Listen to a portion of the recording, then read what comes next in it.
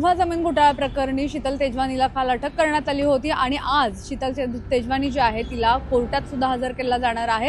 या संपूर्ण प्रकरणामध्ये 11 पानांचा नोंदवला गेलेला आहे। आता आपण पुणे पोलीस आयुक्तालयात आहोत। इथे शीतल तेजवानीला घेऊन आलेले आहेत आणि या संपूर्ण प्रकरणासंदर्भात हा जो जमीन घोटाळा झालेला आहे यामध्ये शीतल तेजवानीच्या विरोधात 11 पानांचा रिपोर्ट जो आहे तो पुण्याचे आर्थिक गुन्हे शाखेकडून तयार करण्यात आलेला आहे। यासोबतच महसूलचा सुद्धा 5 पानांचा स्वतंत्र अहवाल जो आहे तो तयार करण्यात आलेला आहे। हे दोन्ही रिपोर्ट आज पुणे कोर्टात जे आहेत ते सादर केले जाणार आहेत। एवढंच नाहीये तर महसूल विभागाच्या अधिकारी जे आहेत तर त्यांच्याकडून सुद्धा पुरवणी जबाब आज नोंदवला जाणार आहे।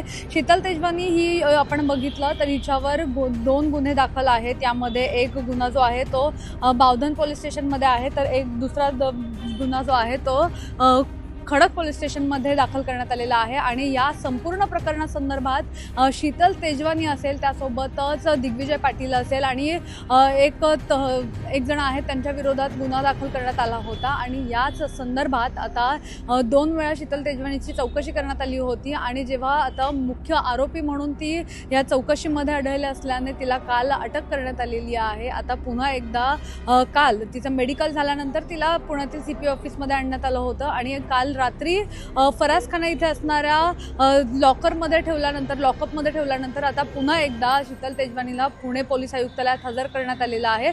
काही वेळातच कोर्टात हजर केलं जाईल आणि पोलिसांकडून साधारण 14 दिवसांची पोलीस कोठडी जी आहे ती मागितली जाण्याची शक्यता आहे। नेमकं काय होतंय, किती दिवसांची कोठडी मिळते आणि या संदर्भात आणखी काय प्रकरण पुढे हे चौकशीमध्ये समोर येत आहे हे पाहणं महत्त्वाचं असणार आहे। पुण्याहून मोना यनपुरे, सिविक मिरर।